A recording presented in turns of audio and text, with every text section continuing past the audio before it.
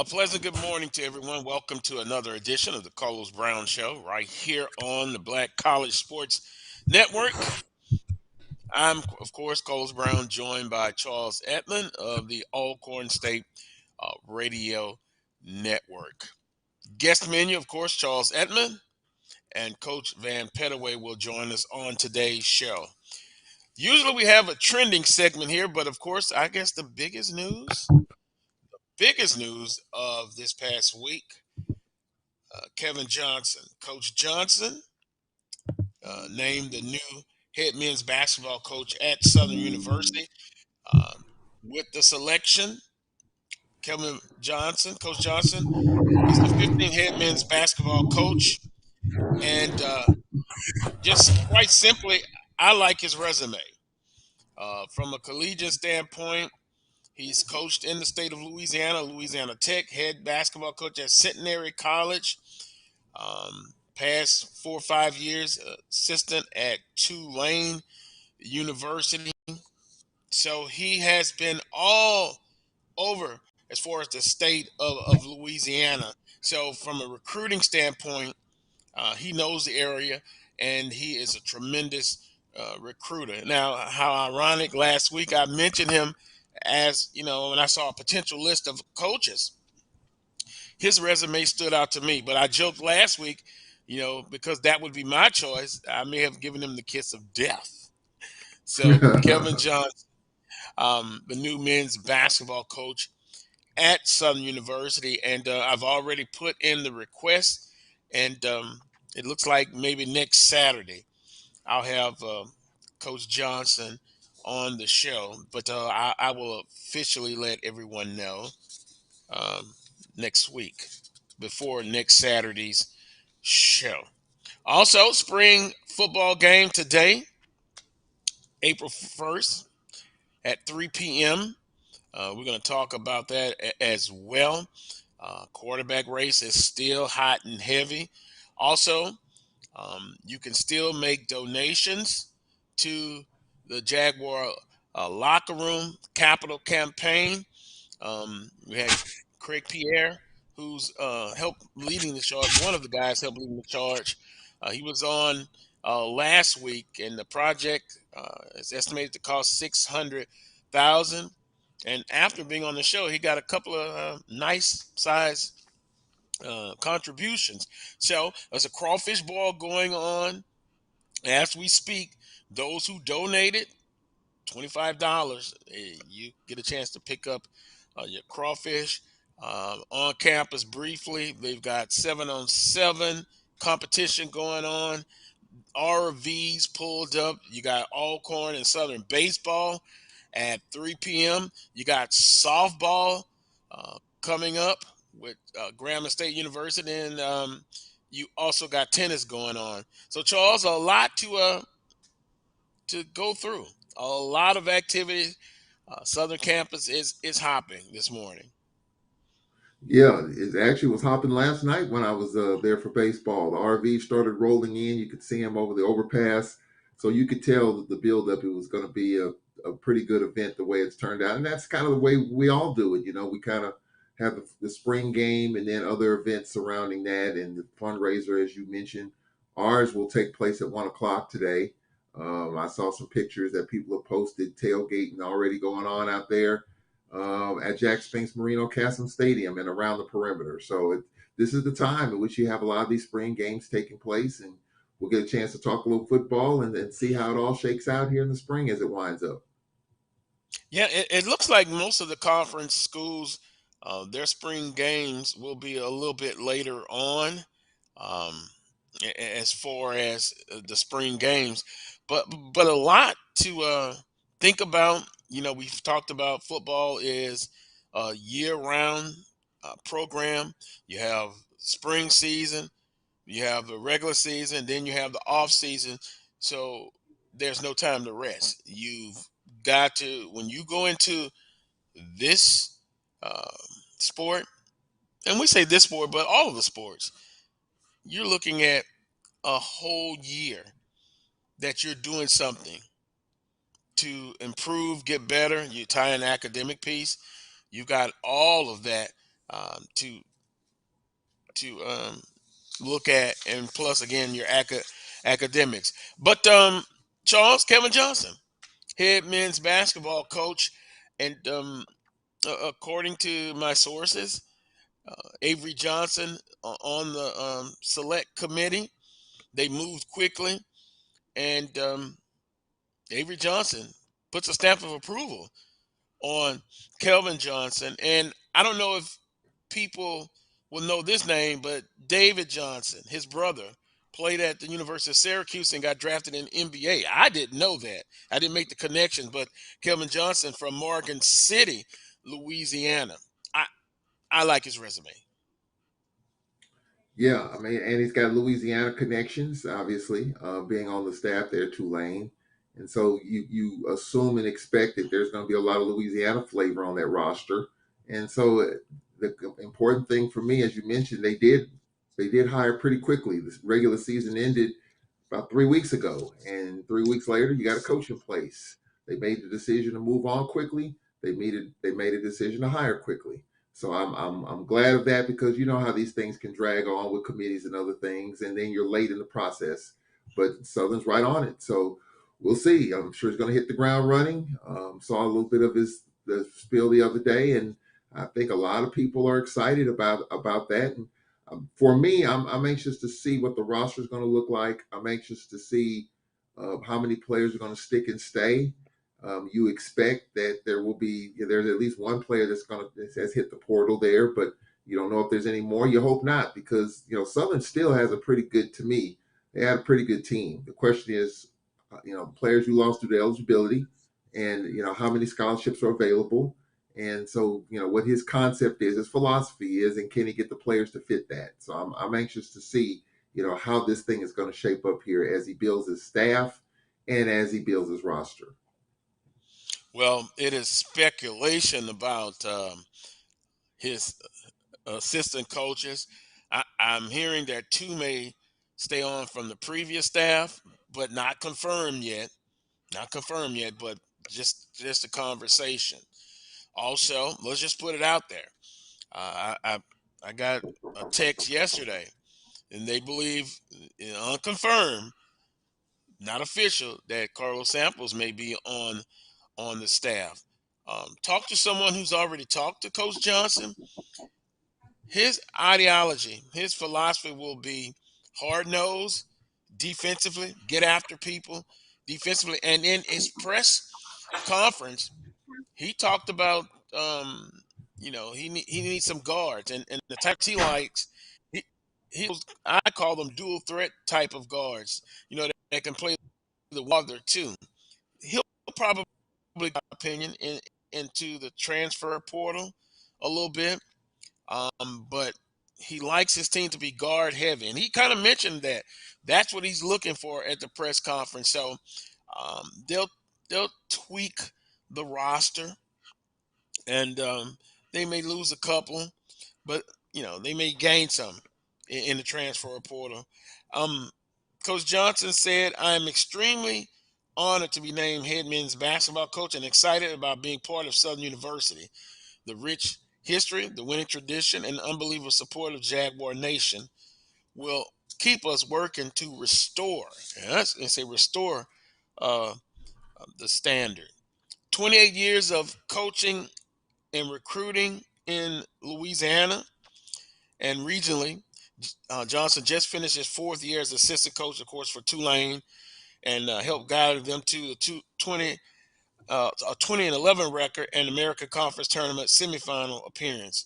He joined Ron Hunter's staff in April of 2019. Now, I know some of you about Coach Hunter. He came to Tulane from, I believe, Georgia State. He's also coached under Bill Kennedy, who was at Southeastern and Texas A&M.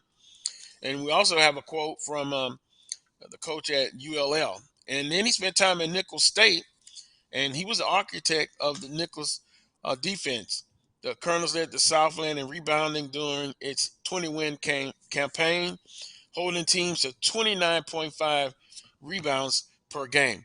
So I didn't mention Nickel State, but you get the drift. Nickel State, Louisiana Tech, head coach at Centenary, assistant QLL, and assistant coach to now. Knows the rich tradition. Some of the former players from Southern University's program in the past. I believe he knows what he's getting into. I think you will see a team that will get after you, diving on the floor, getting those hustle points. You're going to see all of that. But with that being said, of course, you got to get it done on the basketball court. This hire has to be made official by the Southern University Board of Supervisors in their upcoming meeting. But it's really interesting that he will get the backing of the board. So we'll have the Kevin Johnson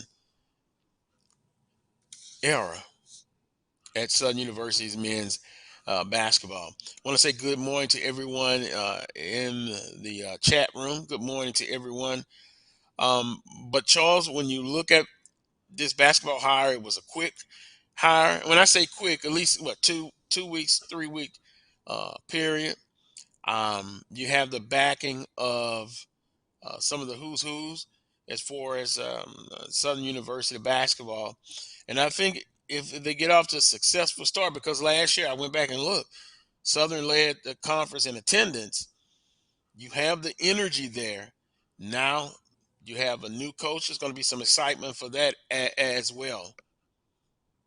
Yeah, I'm sure he'll probably be at the spring game today. I would imagine he'll be bouncing around. I mean, if he's introduced, that means most likely you talked about the political part of it. You know, the board approval. I'm sure that's just a formality. He wouldn't have been out there if there was some issues. So he will be the Southern's next coach. He will be probably at the spring game today, bouncing around baseball and softball, definitely football. You know, that's kind of the way it works when these things happen. So he'll be shaking a lot of hands and kissing a lot of babies for sure as he tries to generate support, continued support, because we all know the Jaguar fan base is second to none as far as their support down there. So I'm looking forward to seeing how this is going to go. I mean, look, Southern is not like Alcorn. When Landon Bussey took over this program, we were near the bottom. Okay, Southern University is a top, in my opinion, Charles Edmond's Hmm. opinion, top four, top five program. So he walks in a situation where the program is on solid footing in terms of just the program itself, the fan base, the energy, the synergy, the tradition.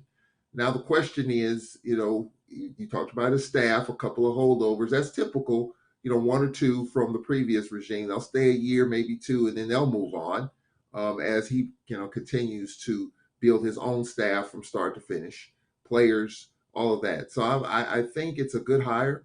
I think that because of the Louisiana flavor and taste, I think he'll definitely get that. And if it leads to wins along the way, and if it elevates the program to top two, top three, he'll be off to a great start. Because right now, you can just say this: it's Alcorn, Texas Southern, Grambling. Those are your top three. You can put them in a bag, shake them up, however way you want to look at it. But those are your top three teams in the conference right now. Where does Southern land right now? I think a four. Some people might, drop them. Some would say five. I would say four. I think they're a little better than Jackson State. They kind of came out of nowhere. So I would say Southern's a top four program. So now you build off that. You got that foundation. Where do you go from here? Is it a quicker rise to the top? Is it more solid to stay where you are, or are you not that far away from falling a little bit? That's what Coach Johnson has to decide when he brings his staff in and as he continues to build this roster. So this is kind of an interesting hire in the terms of where the program is, because typically you hire a coach from a program that's been near the bottom. A coach has been let go, or a coach has been promoted, like Mike Davis was at Texas Southern. He left to go to Detroit. The program was already fine. You hired Johnny Jones. He kind of grew on me a little bit, but you see what Johnny Jones has done. So I would put Southern kind of in that category. Top tier team taking over a top tier program. Can he add to it and build on it and get to that next level, which is the top two, top three? I think that's going to be the big question. Well, I, again, listening to his press conference, I think that's where his goal is, to get them not only to be in the top three, but to win championships. And for those who said, well, Coach Wood should have had at least another year, we talked about the record. It was under 500, actually, overall at Southern University. And we also have talked in the past few weeks that if the conference season had ended in January, Southern may have had a tournament championship, may have had a couple of regular season championships, but that was not the case. February was the slide for Coach Woods and his staff. Now that they're no longer there, I agree they're a top four program. I don't think that they will have a step back. I just really, again, like the resume. Let's look and see what the staff will be. And then Coach Johnson has been in his past a hell of a recruiter. So he knows the state. And I had a conversation last night with a Southern Night. When you look at the state of Louisiana, although you think about it's football first because you're in the deep South, right? But from basketball, talent wise, from North Louisiana to New Orleans and all points in between, this city right here, Baton Rouge, you have a couple of no, not a couple. You've had some great representation in state championships. So the talent here, that is not a problem. What will his staff be like? You have the resources here as far as recruiting. We'll see what kind of contract. I can speculate about the contract that Coach Johnson will get, and we'll base that on what we've seen under Coach Banks in the last few years. I think it'll be a 3-year contract, kind of what like Coach Dooley got, and then have a option year. Now, once again, we'll have to explain that. I know some places they get a minimum of 4, some places get 5 years. You can get 5 or 6 years at Southern University. You're just not going to get it up front. That is the way they do their business, their athletic business. But I am confident with Coach Johnson. And like my old professor told me, everyone starts off with an A in this class, the first day of the semester. Now, whether Yeah. you keep it or not will depend on you. Here's something else interesting. What others are saying about Kelvin Johnson.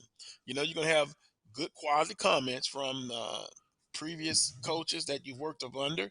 But Ron Hunter, Tulane's head men's basketball coach, he says a home run hire for Southern University.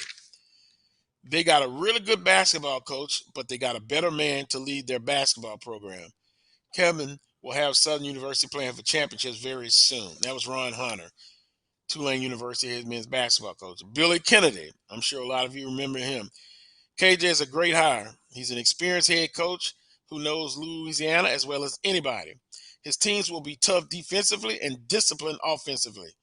The Jags will once again be a dominant force in the SWAC. And then the last one, Bob Marlin, University of Louisiana Lafayette head men's basketball coach. They had a successful season this year.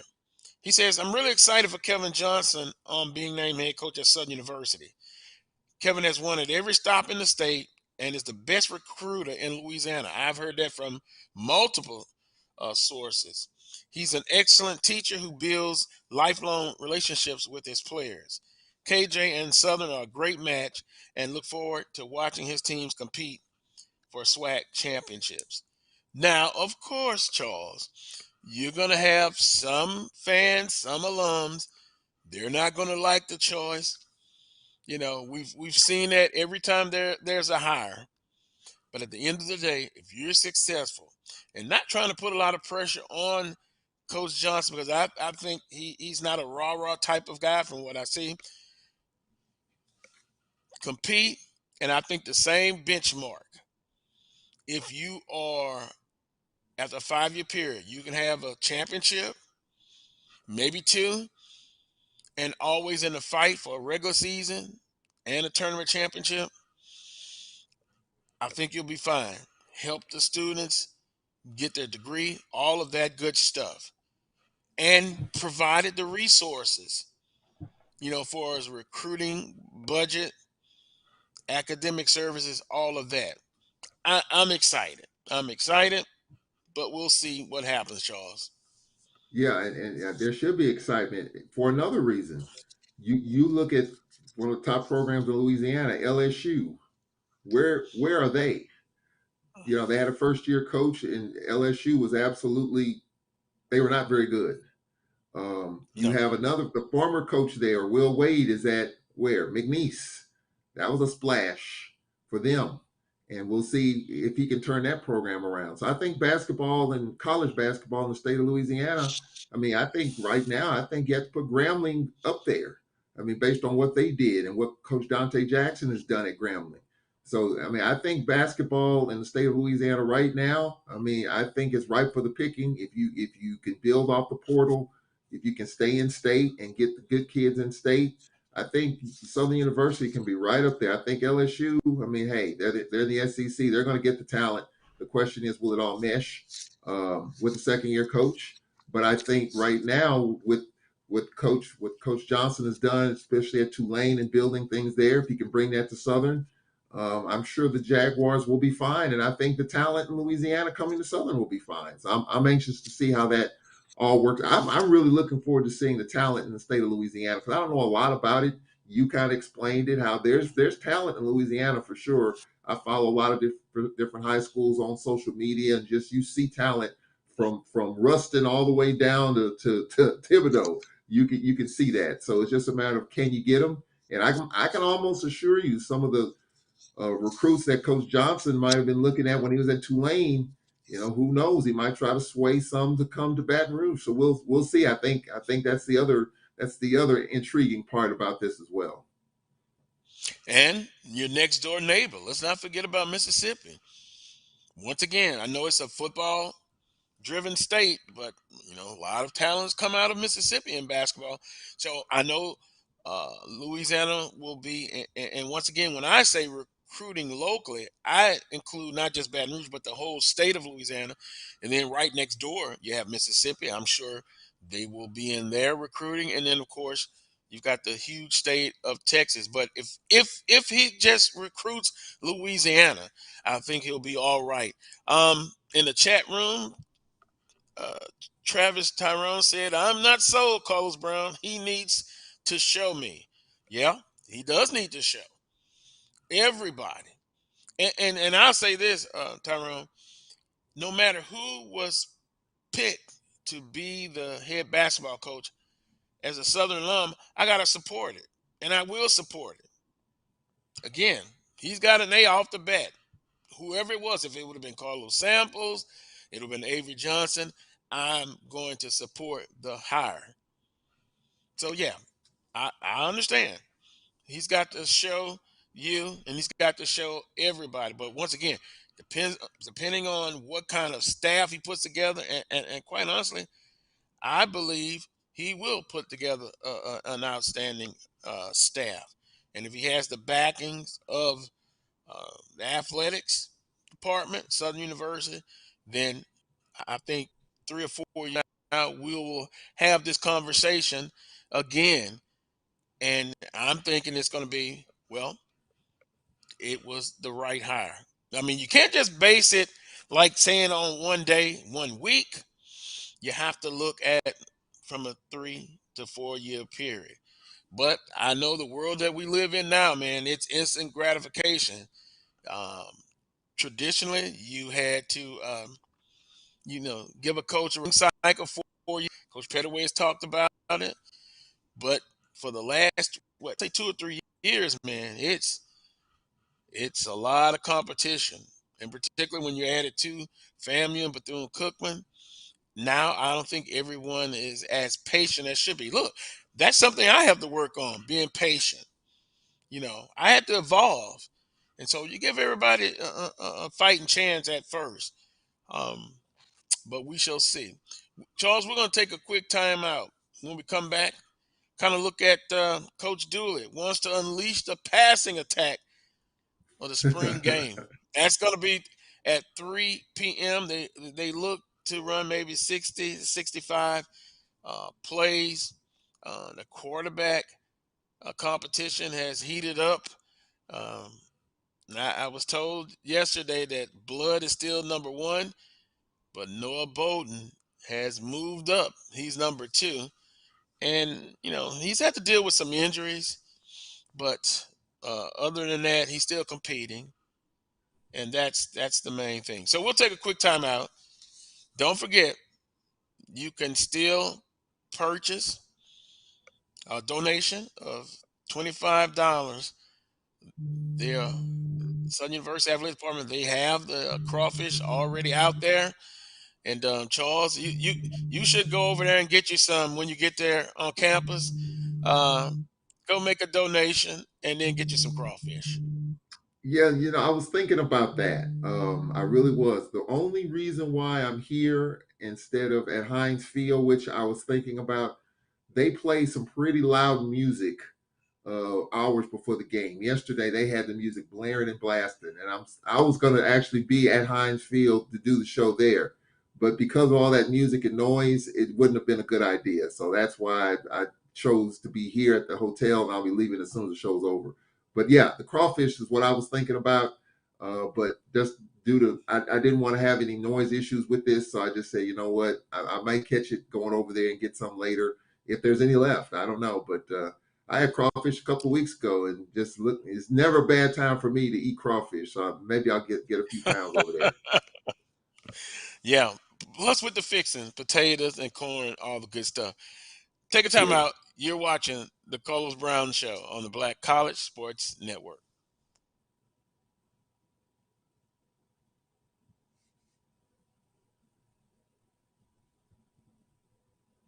Well, maybe not. Okay, well, we'll continue on, Charles. Huh?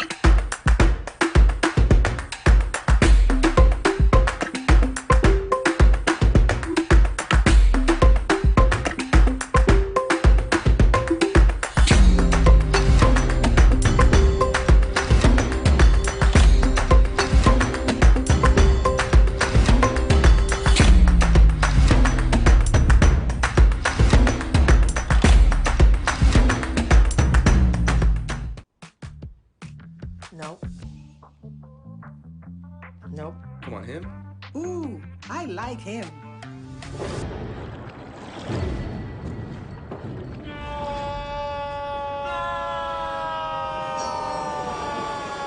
Quick, the quicker picker-upper. Bounty picks up messes quicker, and each sheet is 2 times more absorbent, so you can use less. He's an 8. He's a 9. Bounty, Hello? the quicker picker-upper. I forgot, Hey. You were doing double duty. Hey, Oh, that spin class was brutal. no, I'm in Baton Rouge for baseball. Yeah, that's nice. Can I use Apple CarPlay to put some music on? Sure. It's wireless. It's something we all like. Okay. Yeah, well, What should be expressed? yeah, I'm sorry about that. I forgot you were doing double duty. The next one will just be the top of the hour. Really predictable. That's a really tight spot. Alright, I used to hate parallel parking. Me too. Hey. Really outdid yourself. Yes, we did. The all-new Buick Envision. Yeah. An SUV built around you. All of you.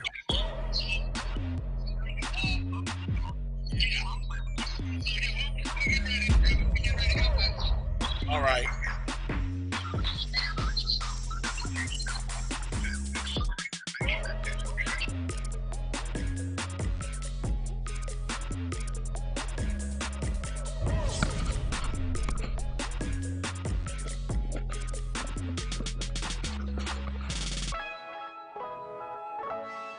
At CD.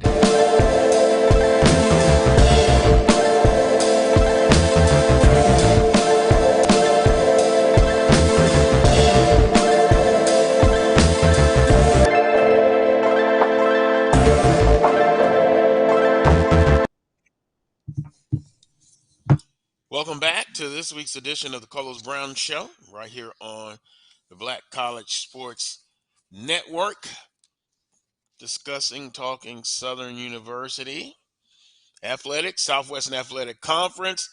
We'll even get into some Final Four, both on the women's and the men's side. Exciting games, Charles, last night. Institution across the city of Baton Rouge. LSU women's basketball team, 7-point victory over Virginia Tech. Now LSU women's playing for a national championship tomorrow against an outstanding Iowa team. And then, of course, the men's Final Four starts today. Boy, San Diego State, Florida Atlantic, UConn, and Miami. Whoo, boy. Jaws, UConn and San Diego State for the championship Monday. Just my prediction. But I'm sure they're going to be, I think they're going to be just great games. Yeah. Both Final Four games that starts, gets about 5 o'clock Central Standard Time or a little bit after that. But it'll be good. I'm looking. I like Florida Atlantic. They got a couple of kids from Mississippi on that roster, and so I'm kind of pro Mississippi in that regard. I mean, this is the year of the underdog for sure. Who would have had these four teams in their bracket for the Final Four? You could say the committee got it wrong. You could say congratulations, committee, because it made March Madness what it is, March Madness. No one expected this to be the Final Four, but that's why you play the games. We've talked about the reasons why as far as some of the parity is concerned.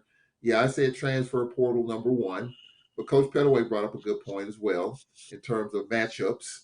And so it's a combination of probably a little bit of both for sure. I think Tom Izzo, Michigan State's coach, talked about the reason why his team has kind of had a downer, and he did talk about the transfer portal, NIL, and all that. But there's a lot of reasons. But the bottom line is you still have to play the teams in front of you, beat the teams in front of you, and it didn't happen for those top tier teams. And so you got this Final Four. Like I said, I like Florida Atlantic. I like UConn. Jim Noriega in Miami. He's been around a long time. He's done this thing for a couple of different teams. So I think there's a lot of great storylines for all of those teams. And even on the women's side, LSU, first time ever, they're in the national championship game. Kind of disappointed South Carolina didn't get it done. I saw that game last night, but congratulations, Iowa. And so I think it's going to be a really good women's final.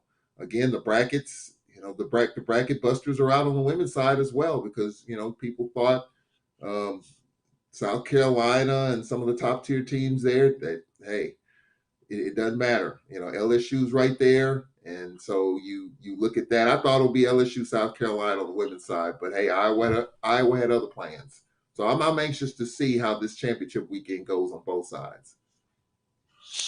Yeah, well, and you look at LSU women, second year under Coach Malka, they're in the championship. A lot of times you have to have good fortunes, you have to have talent, and Iowa over South Carolina, boy, Miss Clark. What can you say? Triple double the last game. This game just missed a triple double, and I thought South Carolina would win, but I mean, you just have to give credit. You know, she is a tremendous player. Um, I was listening to a national show today, and they call her the Steph Curry of women's college basketball. And you forget, she's not 5'5" or 5'6". She's 6 foot tall.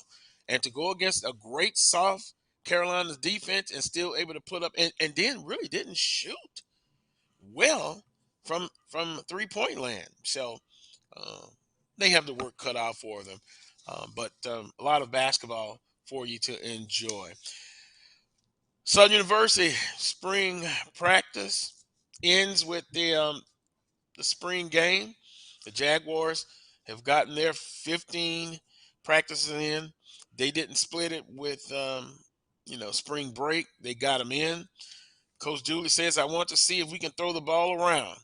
Some people say, "Well, you can't throw it 40 or 50 times." I want to throw it 40 to 50 times. I want to see how consistent and how effective we can be throwing the football. And of course, we talked about it. Quarterback race. Coach Dooley will name, he says, a starter after the spring game. Harold Blood, Noah Bolton, Dalin Mahatra from UAB. Down to those three. Harold Blood, slight edge. Bowden's coming on. Bowden had to deal with some injuries. Um, got a chance to see this morning Willie Totten, quarterback coach, and he really enjoys where he's at now. And the competition in the quarterback room, wide receivers, everyone's coming back. Um, Last week, Coach Dooley stated in the press that not enough big plays for the wide receiver room, so they took that on personally. But if you look at it, a lot of people probably would say, well, they could have made more plays, but you have to have someone who can get them the ball. So they went out and they've added two young freshmen that are going to be coming in. Quarterback room, so much potential. Wide receiver room, so much potential. Then they were able to add some kids from the transfer portal that started school in January. O-lineman is an area that you always look at. Defensive line, linebacker core, they upgraded with a couple of transfers in that's already in there. So uh, the pressure's going to always be there. Expectations, that's a word we've talked about in the past. Same way. Expectations for this football team. I understand everyone in the conference is upgraded. Um, but you look at the West, you look at the East, you look at the whole conference. FAMU feels pretty strong about what they've got returning. Jackson State, you know, previous champions, they're confident. Alcorn State, they look to get back to where they were accustomed to being. Texas Southern, outstanding quarterback. They're looking to improve. They've defeated Southern University the last 2 years, so they're confident. And then Grambling State University, you got a high-profile named coach. Didn't have a successful year. They look to improve. So everyone is looking to improve, but consistency, um, that that's something that you look for. You got to have consistency. Stay away from the injury bugs, but that's part of the game. And then, as always, I talk about, can you overcome adversity if you're facing it during the season? So those are the things you look at. But for Southern University, I think Kobe Dillon, last Saturday in the scrimmage, Coach Dooley singled him out. He's back. You got Sims back. Kendrick Rhymes, Ligon. I mean, expectations. You gotta put forth the effort. Most people are expecting Southern University, and we could kind of project when you go to Birmingham, Charles, SWAC Football Media Day. I wouldn't be surprised if Southern's pick number one coming out the West, and in the East, Jackson State, albeit FAMU is a team that they feel if they can get by Jackson State, then they can finally represent the East in the SWAC championship game. Yeah, I think so. I think for Southern University, I think just like a lot of Jaguar Nation fans, the issue last year was the consistent play at quarterback. I mean, who should have been the quarterback in the SWAC championship game after falling behind? I think people question that. I never questioned Southern's defense. I thought their defense was aggressive. I thought their defense got after it. They had a really good running attack, as you said, with Dillon and Washington from last year. The question, who's going to be the quarterback? And I think that's going to be the question again. Who's going to be the quarterback? Dooley names it after this game today. If I had to guess, I would probably say it is Blood, with Bowden being the number two. But I said it on your show a few weeks ago. I think the kid from right there in Baton Rouge is probably going to be moving up on the charts a lot quicker because of the local flavor and because of the fan appeal, and that matters too. That matters too, especially when you have inconsistent quarterback play. So that's kind of the way I look at Southern situation. But the West is wide open. I mean, you look at Southern; they're defending Western Division champs. The Braves have the quarterback of Tyler Macon that a lot of people are excited about here. We got an NIL deal as far as the 1871 collective is concerned, along with Jarvion Howard. So those are going to be the two on the offensive side. Based on what I've been told, that we got to bolster our receiver core a little bit. We're a little thin at receiver, and so we may be looking at the portal to try to see if we can get some receivers here. before too long as we get into the summer and the fall. Defensively, I think our defense really came around the last part of the year. And then we've got some more kickers that we're going to have in the fold. We're going to have about 6 kickers from what Coach McNair mentioned going into this next year. So that's Alcorn. Then you got Grambling and Calvez. He's going to be their quarterback. He signed an NIL deal. So Hugh Jackson feels like Calvez will be the guy at Grambling. You got Cedric Thorne, the defensive guy over there. I talked with him when we played UAPB in basketball. He feels like his defense will be better. At Texas Southern, you got Texas Southern with Body. How good will he be? How good will that offense be? How dynamic will it be? How good will the defense be? Because I think there's pressure there to get it done at Texas Southern. UAPB, a brand new coach, and then can Prairie View get off the mat after letting the division slip through their fingers last year? So, the West is going to be really intriguing. The East, Jackson State, of course, they will be picked, but they lost a lot. I read something on social media today, Carlos. Did Willie Simmons, and this may be fake news, did Willie Simmons get a 10-year deal at FAMU? I read something this morning. I don't Probably know, maybe Brian Fulford. probably April Fool's joke. Maybe, but Because it's Amway April be Fool. there. It is April Fool's. I forgot about that. So yeah, but FAMU will. I think Jackson will probably be picked, but barely. I think what FAMU's got coming back, I think FAMU will push Jackson, and I do think FAMU will beat Jackson in that Labor Day game. But Valley's going to be Valley. Alabama State will be improved. Bethune-Cookman with a new coach. So I think there's a lot of questions to be asked at Media Day, as you mentioned. New coaches, who's going to be the quarterback, how these rosters going to look. Even more questions this year than what we had last year and the year before. So this is the SWAC now. You just never know what to expect when you reach in the bag, because what you think you might pick out of it, you might not. Well, it's going to be interesting when you get to July. Everyone will finish off their spring practice. Then you go into that in between time before fall camp and after spring summer conditioning. Um, it's interesting your comment about Darlin. One thing I've learned about Coach Dooley, and I understand what you're saying from a fan perspective. He's a local kid, but I think with Willie Totten there now to kind of direct that room, I think he's going to just a hunch. I think he's going to play the best guy, and the fans. If that's the case, we always know the second string quarterback is always the most popular. That cliche says, but I think they're going to look at that room, and the best person is going to get it. You know, I think I can't speak for all fans. I can only speak for myself. But after last year, they just want a consistent quarterback that can make all of the throws, that can lead the team. And what did Coach Dooley his saying was last year? Um, he doesn't need a quarterback that to manage the game. He does that, but he needs a quarterback that can make plays. And if you kind of look at Harold Blood coming from Desterham High School, um, great, outstanding program. You look at Bolton, one of the top players in New York City, in the state of New York. Um, I like the room much better this year. I guess that's a simple statement than than last year.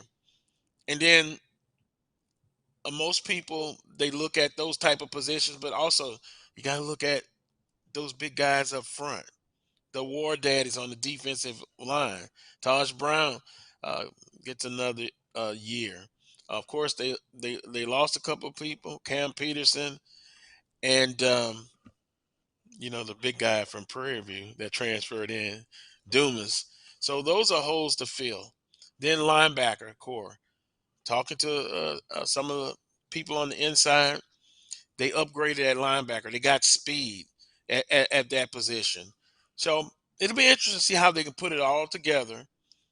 The early part of the football season, 2023 for Southern, um, it's tough, but hey, that's the way it should be.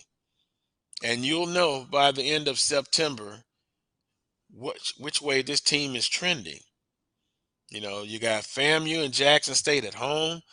You can get off to a good start. You got homecoming, Lincoln out of California.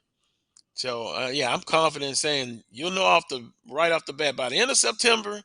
It'll tell us a story. Which way is this football team uh, trending? And I think you kind of can say that about all of the football schools in the Southwest Athletic Conference and college football in general.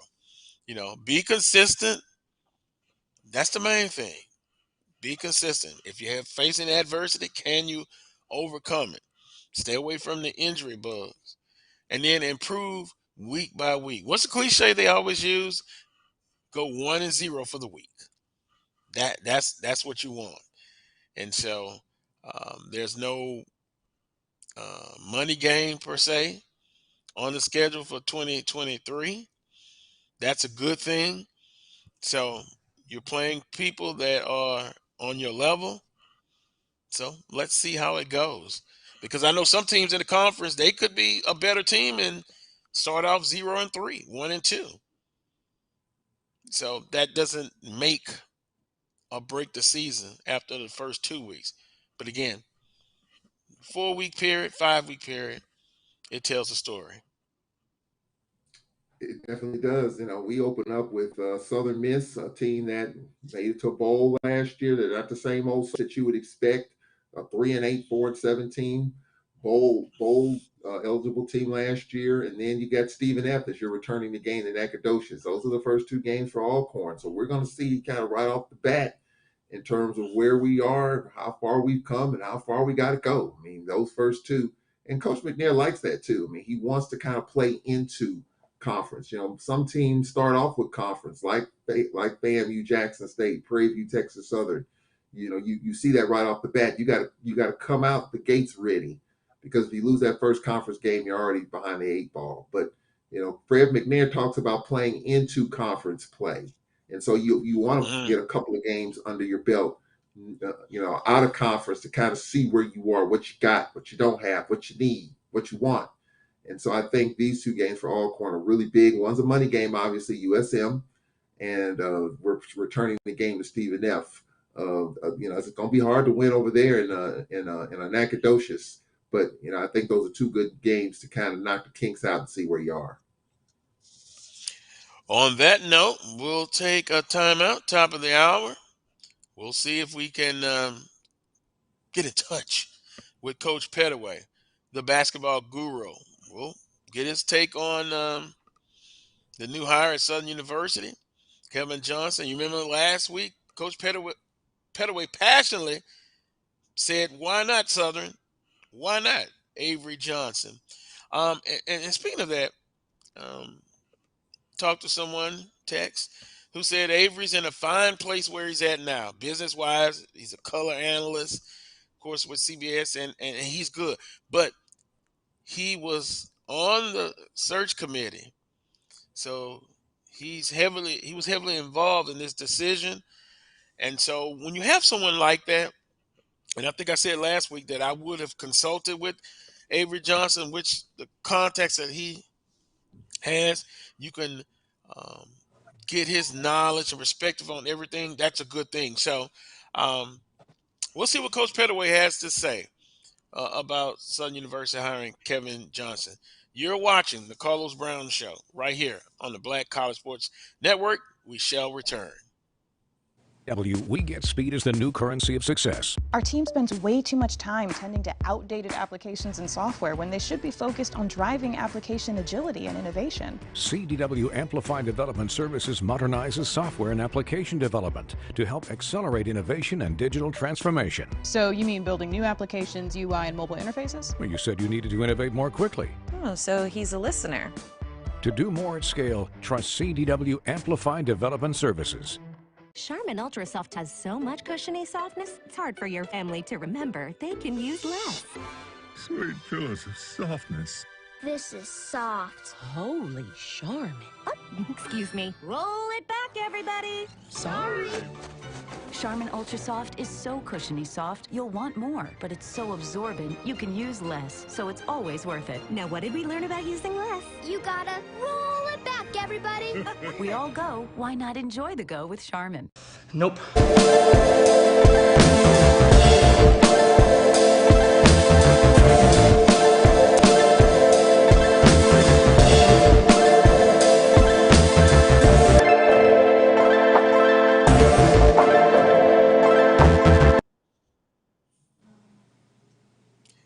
Welcome back to this week's edition of the Carlos Brown Show right here on the Black College Sports Network. Boy, now we're joined by the basketball guru looking outstanding at the site of the Final Four, Coach Vann Pettaway. Coach, good afternoon. Hey, good afternoon, Carlos. I'm just happy to be here, man, and it's a beautiful day out here in Houston. Well, it's beautiful in most of the geographical region in the South, but boy, I mean, just, man, bad weather again yesterday in some parts. So we hope everyone has made it safely through. And Coach, we're glad that you made it safe and sound to Houston. You know, that's a huge, huge city.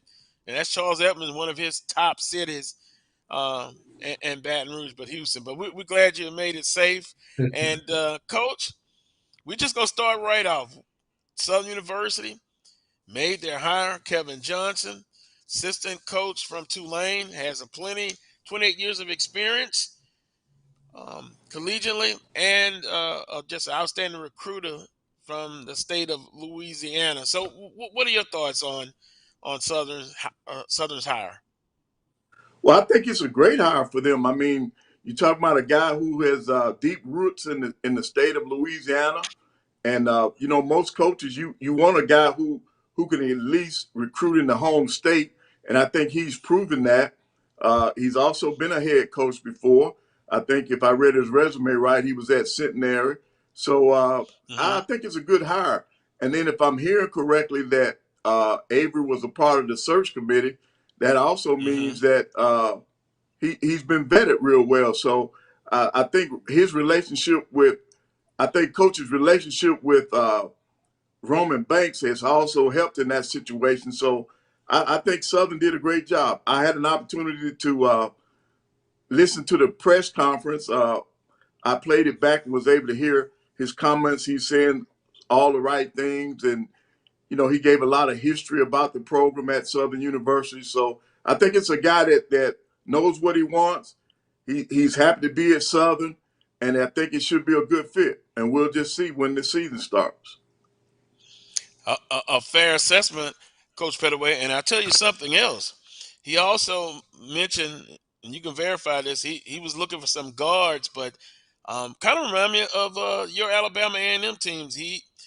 People diving on the floor defensively, they're going to nag people. They're going to put a lot of emphasis on that. And I think, now you tell me if I'm wrong, but I could be. I got the impression, of course, that he's looking for guards, but I wonder if we'll see those combo guards that can, you know, some can play both positions, some strictly the shooting guard, some strictly the one. But you get that impression about him looking for guards? Right. He looked at his roster and he feels the need. One of the major needs is to bring better guard play there. So he'll hit the ground running. And if he's satisfied with the post play that he's got there, he'll just add what he can with it. But from watching them last year, he's going to need some help in the paint too. But I think his biggest priority is to get some guards in there, because he talked about playing 5 out.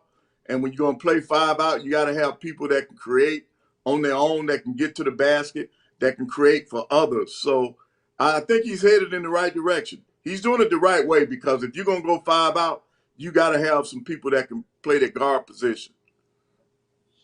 Yeah, I remember, Charles, we talked about that with Coach Pettaway before, because, you know, I think it was Princeton and somebody else, Coach Pettaway, they kind of play that way. Also, good spacing. They right. pass, they reverse the pass. And now, just me, I thought that there was a lack of post play the last couple of years. but he will get in and make the assessment. He's probably already made it. And Coach Pettaway, I want to ask you this: you've been in that position where you can think back to coming in the year one to Alabama and A&M. What are some of the things that you can share with us that maybe Coach Johnson is feeling as far as coming into that first year at a university? Well, first thing he's got to do, he's got to come up with his staff. He's got to make up, get some people in there that he feels comfortable with that can get the job done. Because as head coaches, we're only good as our assistants.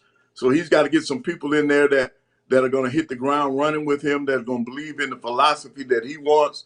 And then the next thing he's going to be faced with, he's got to meet with each player and figure out if that player is a good fit for him. He talked about having 5 or 6 scholarships, and that's only, I guess, that's with the people that he sees that have already left the program or will be leaving the program in terms of their eligibility being expired. But you still got, with this transfer portal, you still got to sit down with each one of those kids and make sure that the kids who can come back want to be a part of his program. And then, of course, you will get out there and you'll start feeling the need of the team, and you'll look at your roster, and he's already identified guard positions that he wants to fill. And then, I'm like you, I think in the past couple of years, they needed a better presence in the post, and I think he would try to address that. So I think you ought to see more than just guards come in there. I guarantee you, he will sign a couple of post players to help that transition. Well, Coach, Charles, let me ask you this question. Oh, I'm sorry, Carlos. I was going to ask Coach Pettaway a question in terms go of ahead. In terms of the staff.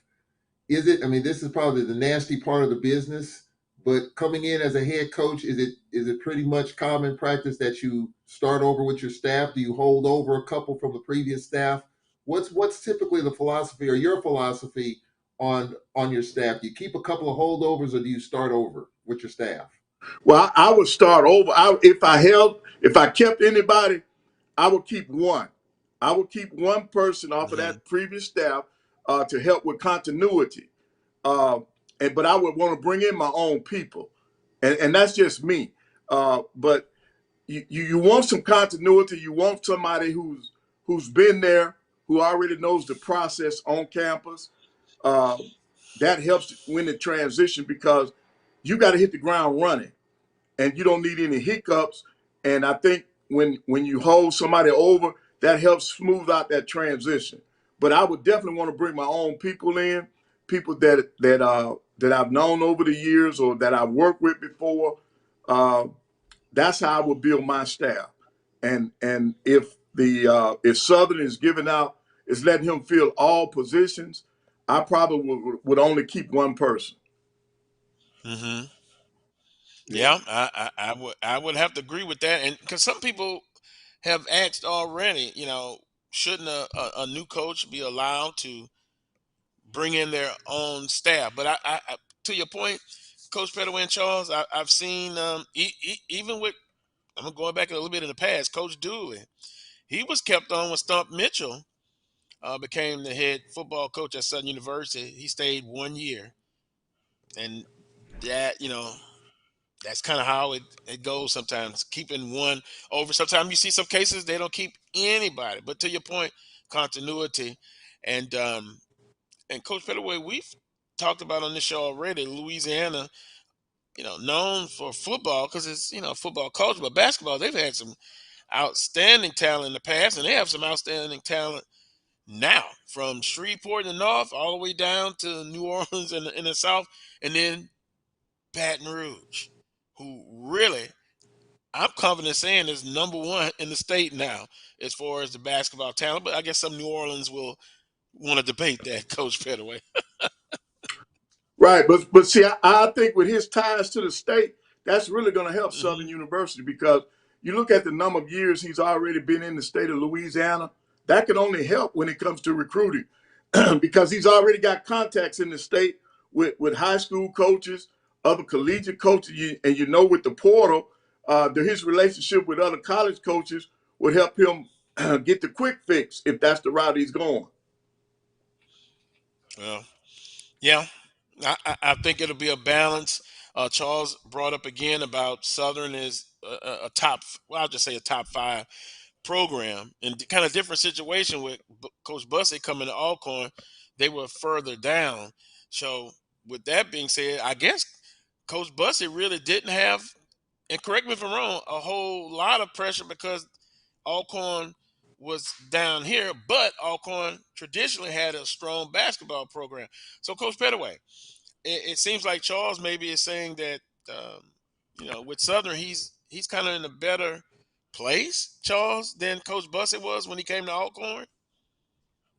Right, he Absolutely. is, because when you look at it, Southern has more to offer than Alcorn than when Coach Bussey got to Alcorn. It's a top 4 bar none. It's top 4 in the SWAC. And when Bussey took over at Alcorn, they weren't in the top 4. So there's a big difference, and to go along with that, now the expectations are going to be different too. Now that the Southernite, the Jaguar Nation, they're going to expect Coach to come in, and when they don't care about it being his first year, they're going to want him to come in winning. They want to see results, and that's just the way the Jaguar Nation is. That's why I think Carlos, this is an intriguing hire. I mean, I understand the decision that was made, but it's a different circumstance, because typically in this league, coaches leave because they've been fired because the program is down. Sometimes you have a coach like Mike Davis, who left a great program at Texas Southern, got a better opportunity at Detroit, but he left the program in wonderful shape. And Johnny Jones, Johnny Jones sold on me because I really wasn't sold on him when he took the job. I thought, I didn't know if he could do it, but he did. So I had to backtrack and apologize for that, because Johnny Jones I wasn't in his corner per se when he first got the job, but he got the job done, and you see where Texas Southern is, even though they didn't have a great year. Like I said, Southern's a top 4, top 5 program. So you expect that you keep it right there, elevates top 3, top 2, because Coach Pettaway, we know the top 3 in this league right now. It's just based on this past year, Alcorn, Grambling, and even though Texas Southern was down this year, Texas Southern top three program. All right, so where does Southern fit into that? I think Southern's a 4. I think they're a little bit above Jackson State. So now, you don't want to slide to where you're mid-tier, because you got those mid-tier teams getting better. Alabama A&M's going to get better. UAPB was near the top of the league for a period of time before they fell off the map late. You got Bethune-Cookman, who's going to be Prairie View. So there's going to be some teams that will elevate themselves to mid-tier, if not in the top core. So you don't want to slide to that next level, because then fans are going to be grumbling about that, like the program was already okay and now it's sliding a little bit. So to your point, Coach Pettaway, there is some expectation there in keeping the program where it is and elevate in terms of taking over a program that was near the bottom where you have nowhere to go but up. I think those are 2 different situations. Yep, I agree. Well, I will say this: it was nowhere to go but up for Alcorn, but now, where's that word? Expectations. Alcorn expectations now. They've got to be number 1, 2, or 3. Southern, I guess we say mid-level. There's room of improvement there, but it's also when you're at the top, you've got to stay there. So I think expectations for Southern fans and alums and supporters, it's always going to be high. So whoever the coach would have been, they're going to still meet those same expectations. Now, what we would like to know is, will this Coach Johnson, get a little bit more resources to work with? I.e., recruiting budgets. They got a brand new floor. I think Southern led the conference in attendance. So the ingredients are there for success. And then we looked at Coach Woods, not trying to pile up on him, but he just, again, if you can get a championship, and I know it's hard to do in a 5-year period, and then you're not only in the conversation, but you're battling for regular season championships and 1 or 2 tournament championships, I think the fan base is fine with Coach Woods. Perfect example, Coach Pettaway, Coach Funches. You remember I said, well, maybe they're going to be looking at Coach Funches. What did he do? He got a tournament Yep. championship, and that's his second one in the 6 year. I think he's fine. I think he's Yes. fine. So it's a thin line. I understand. Yeah, he should be okay. I think in this league, I think most of the coaches are they're in a good position right now. I think the only place that I'm looking to see what Gramblin's going to do on the women's side. Mm-hmm. But other than that, I was just happy that Southern didn't wait, because see, in the past, our SWAC schools, we prolong the progress, the process rather, and we lose out on the recruiting window. So I'm just happy that Southern pulled the trigger so that they'll give Coach Johnson a chance to get some athletes in there, because you got to know, coming from where he came from, he's already got recruits on the hook to go to where he was, and he might be able to flip some of those people. And so I just, my hat's off to Coach Banks. He didn't sit on it, and that way it gives his program an opportunity to get quality student athletes, because now you're not waiting until the end of the recruiting cycle to get what's left. You know, they can go in up front trying to get people to come to Southern. So that's a great move on Southern's behalf. I will say this, Carlos. I think that to your point about resources, I don't know. I haven't seen the contract. You talked about it. You talked about budget. My guess is, and it's kind of the way it works in our league, and probably most coaches, the next coach that's hired typically gets a little bit more than the previous coach in terms of resources, budget.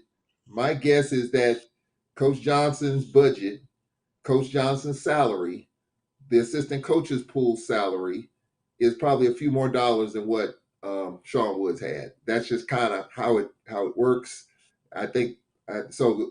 To your question and the answer, to me, I don't know, because I haven't seen any information. But the way it typically works, a new head coach typically gets a few more dollars than the previous head coach in all aspects of it: budget, assistant coach's pool, his salary, all of that. So I would expect it. He'll make a little bit more. Yeah, I would agree, Charles and Coach Pettaway, because I'm trying to go on memory here.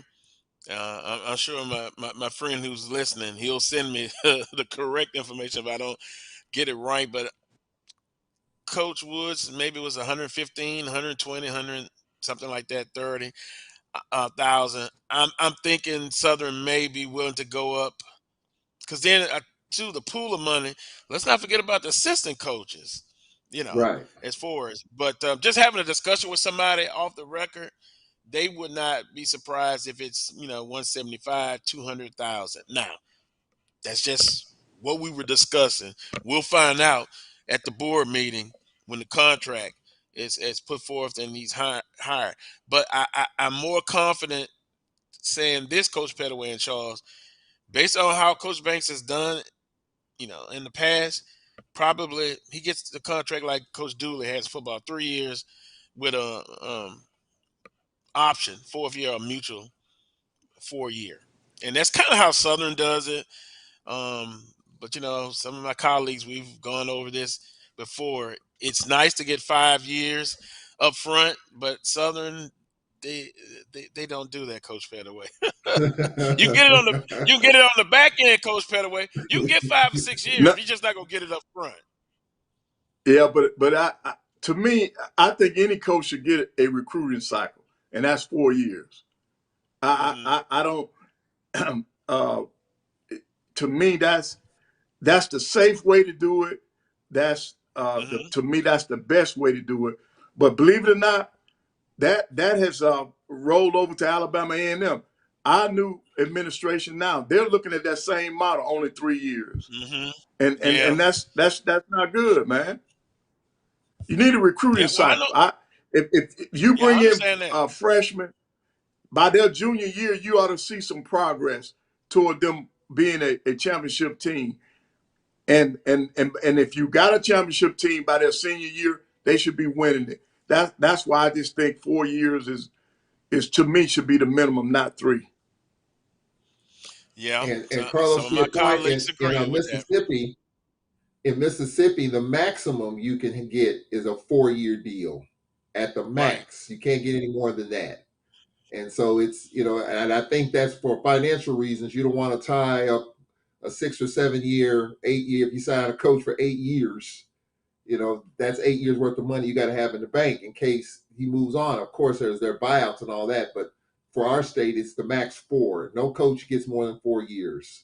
So I think from that perspective, I agree with you, Coach Pettaway. 4 years. If I'm an AD, I'm gonna give a coach 4 years. I Yeah. agree with you. A recruiting cycle from freshman to senior, you ought to be able to get a good picture in terms of where your program is or isn't in 4 years.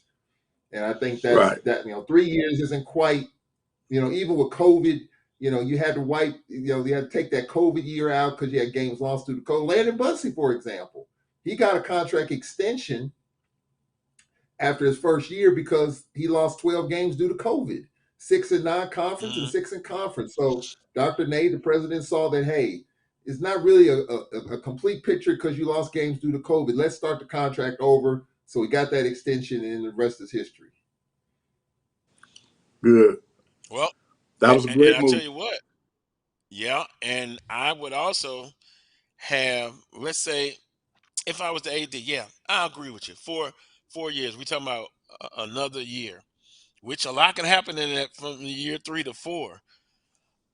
But I would also have it where it's incentive laden as well.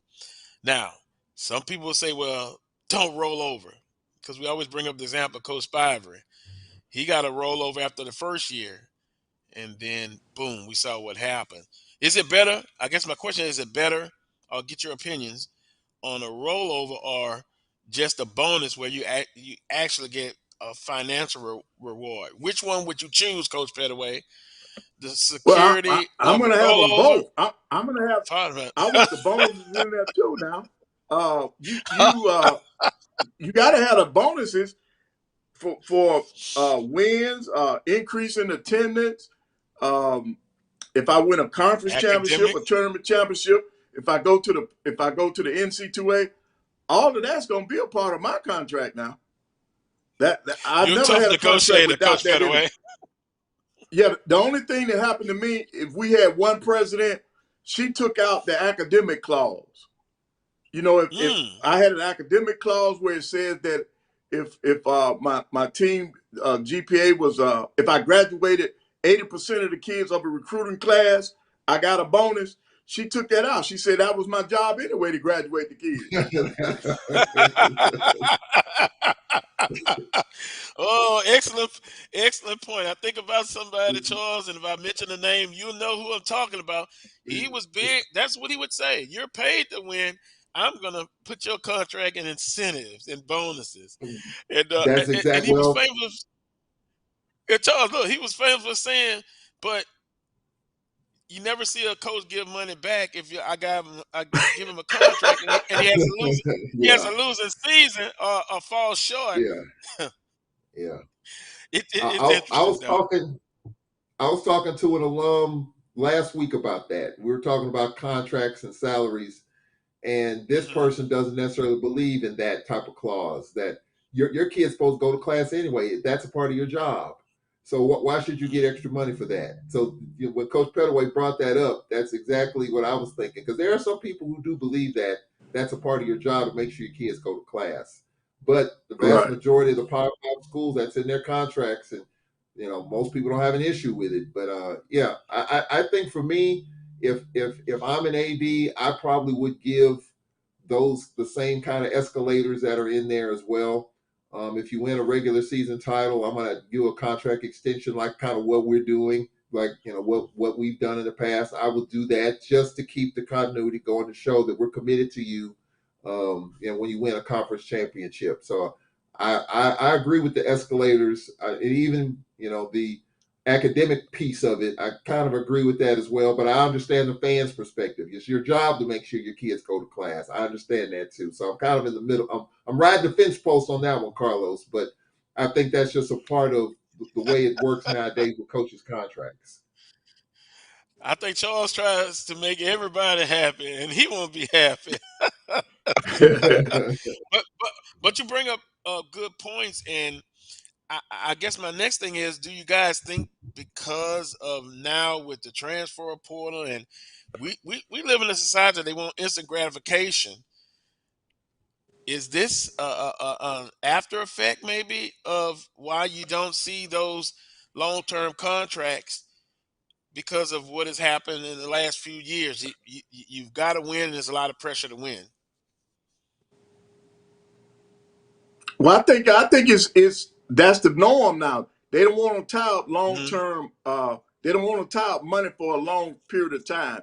So the 4 and 5 year contract, that's all you're going to get, and that's about normal now. So you know, if you get into this profession, you got to understand the climate that's out there.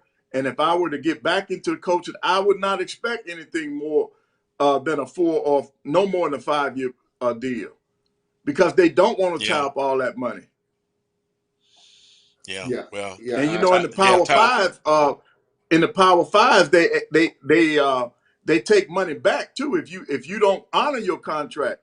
You know, they got it in there right. mhm. where you owe the university. So, and I think that's fair. I've always Yeah, felt that Yeah. was fair. Yeah, And but speaking on of our that, level, guys, we need to increase the money that we're giving the coaches. right? And you know what? I said something last week, and it wasn't correct, and you just made me think about it. I don't think explain it better when he was talking about a buyout. With you remember what Coach Brown we said from Wichita State, where the language in his contract was that if he got, I believe, if he got fired for not a certain reason, then he will still continue to get the rest of that contract. And if he gets another job, then that money will be taken out depending on what he is getting a salary as a coach somewhere else. And I think I got confused, and maybe I'm still confused. But I remember you guys were laughing when I said about Coach Brown he fired and a buyout. So, Yeah, right, um, but Coach Brown is he doesn't have to coach right now. He can take a couple of years off, coach, or right. 3 years, because of the way his contract was. I guess his agent negotiated that type of contract. You know, if he got fired for say something illegal or improprieties, that's one thing. But if he just got fired because he didn't do well, he had that in his contract. Well, he'll still be owed the remainder of his contract. So right. That's the way coaches' I contracts think are. Coach Pettaway. No, Go ahead. no, I think Charles was about to say it's called cause. If you fire for a Mhm. cause, then it's different. But if you fire for your record, they owe you the money, but they can fire you for cause and they don't have to pay you the contract. That's normally how it works. And then they have a Right. buyout in there. The buyout is if I leave, if you give me a 6 year contract, I leave in year 3, I owe you money. You still That's where the right. buyout comes in. But if you get Yeah. rid of me and it's not for cause, you owe me the remaining part of that contract. But if I go in there and And violate rules or I do something immorally, you can fire me for cause and you don't owe me the rest of that contract. well, Coach And Pettaway, you and said it much typically, better than I Carlos, tried to say it last week. Go ahead. typically what happens is if you leave and get another job and another school hires you, they typically buy that buyout. They'll typically pay that Mhm. school out of the buyout Right. If they to get want them you. on Yep. their staff. So that's schools with the big bucks can do that. And so if another school wants you and you got 3 years left on your deal, they'll buy it. They'll buy that 3 years out. So that's just kind Right. of Yeah. that's kind of the way it works. And Just typically, won't at happen our at our schools, schools. right? Well, yeah, No. at our schools, Yeah. No. typically they'll let the contract play out, and that's why we talk about Coach Fobbs being let go at Grambling with a year left, but obviously somebody came up with some money for that last year that he had at Grambling that he was still owed. He got paid, but that's just the way it works there. So it's just when you're dealing with that type of money, it's really no big deal. If a school wants you, they'll do whatever they need to do to get you on board. And if it means pay your buyout out to that other school, they will definitely do that. And you see that and you read about it all the time. At our schools, we just don't do it like that. We'll just let the contract play out, or if there's some boosters and donors that's willing to get you out of there quicker, they'll do that and move on. But typically it doesn't work that way at our level anyway. No, sir. I've seen in the past somebody has a contract and they're let go. They'll find you they'll find you a job on campus. I'm being honest. I've seen it. I've seen it happen. Now, some coaches are nice to say, "Well, okay, you owe me this amount, but I'll take it in installments. Over a 2 or 3 year period." I've seen that happen.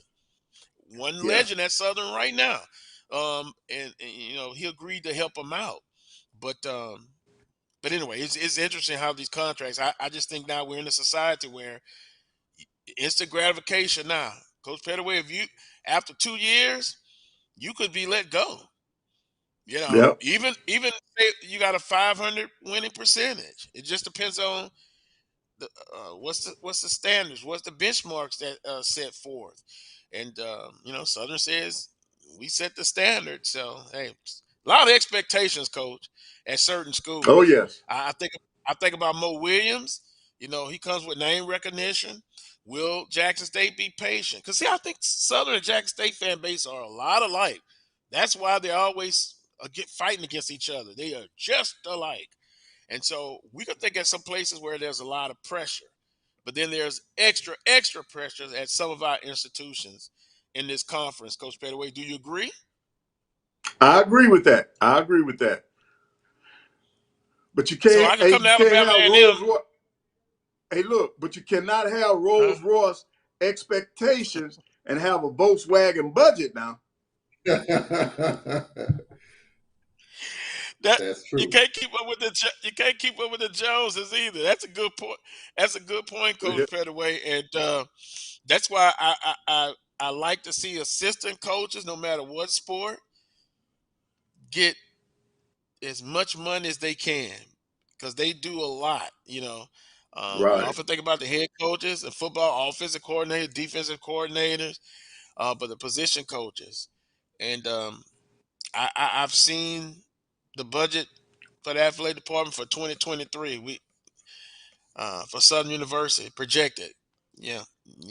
We've got to do better. We got to do better to make it more balanced as far as salaries. When you talk about pressure, Carlos, in basketball, I think to me the most pressure cooker in the SWAC in basketball is at Texas Southern. That program has been at a high level for a long time, going back to Mike Davis, Bob Moreland, Ronnie Courtney, previous head coaches. There's a pressure cooker there at Texas Southern to me. You started out 0-5, and I guarantee you fans at Texas Southern were not happy with that 0-5 start. They're not happy with the fact that they were an 8 seed. Now, they're elated by the fact that they got it together and won the tournament. But, that's highly that doesn't happen very often. What Texas Southern did doesn't happen very often, where you have a team that barely made the tournament make it and win the tournament. That doesn't happen very often. So I think if there's a pressure cooker in this league in terms of SWAC basketball, on the men's side anyway, I think it's Texas Southern for sure. I'll put Southern up there too. I'll put Jackson up there too. But without a doubt, when we talk about salaries, Johnny Jones' salary is above and beyond the highest of any in the conference. I think he's well over $200,000. I think $250,000 a year, if I'm not mistaken, plus maybe a few incentives thrown in there. So his salary is above and beyond. Yeah, he's had success. And you talk about buyouts when he was at Nevada, he still had money owed to him from LSU when he was the LSU coach. That had to be paid out. And now he's clearly on TSU money, but he's had success, but he's earned it, he's deserved it, and playing all these guarantee games has helped their budget and their program. But it's a pressure cooker there at Texas Southern to play at a high level, top 2, top 3 every year for them. There is no downside because they can get the talent. You can get the transfer portal kids in there. And speaking of that, speaking of the transfer portal, I just want to comment on that. Landon Bussey told me something a couple of years ago that I hadn't heard. He was the first coach to tell me this, that he holds scholarships just so he can go in the portal and get kids. I had never heard Right. that. Oh yeah. Oh yeah. I mean, I hadn't heard that until I this mean, a couple of years ago, his first year. I know it's common practice now, but I never heard a coach just openly admit it. He openly admitted that he does that, and so I'm sure it's commonplace now. But I think it shows you that there's enough talent in the portal where you can build a program fairly quickly, and it does add to the pressure of trying to win right away because there's enough talent for you to get. Now, on the other end, you do lose talent due to the portal. We've lost a couple of kids here at Alcorn, Keandre Montgomery and a couple other kids that are in I the saw portal. that. So and plus he's got some work to do. Prairie View just got a kid in the portal. Jeremiah Gambrel, who's a really good kid, he's in the portal. I mean, we can call names because it's out there now. So it's Hicks is in the portal. Huh? Garrett Hicks is in the portal. Garrett Hicks is in For the portal. A&M. I mean, that was a surprise, but maybe that I thought about it, not totally, but I was surprised just because of, and maybe just the transition. I don't know, but Garrett Hicks is in the portal. So there's a lot of talent out there, the bottom line, that you can build a program, be more respectable fairly quickly right off the bat. Well, but I also looked the other day. It's over 1,000 people in the transfer portal, student athletes. So I think, and I think Coach Pettaway talked about it before. You gotta be very careful, though. Very careful. Yeah, you can. And I know I'm in the minority on this, but the days of, you lose a few seniors, you bring in that amount for freshmen, and they grow, and you see them articulate from a freshman to a senior year with a degree in their hand. I still believe that's the best way to build overall that foundation and then add pieces in there from the transfer JUCO.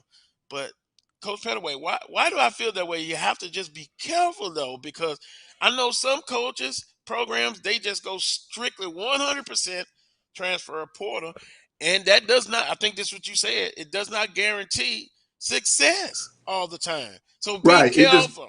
Be careful. Right. You have to be careful because when you bring in that many new people, a lot of times they won't gel in time for you to get success. Florida A&M, when Coach McCullough came to town, that's the first thing came out of his mouth. He said, Coach, I've never had this many new people on one team. And he said, we never clicked. We never gelled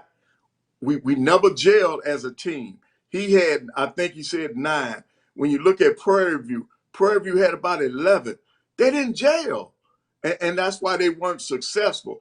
Now, sometimes you will find, if you add 2 or 3 pieces to it, but if you add too many pieces, I think that's too many personalities, that's too many different philosophies that you got to try to blend in a short period of time. And a lot of time it doesn't work. Adding a couple of pieces, just like with JUCOs. If you bring in a couple of JUCOs, a couple of 1 or 2, I think you're in good shape. If you bring in 1 or 2 portal people, I think you're in good shape.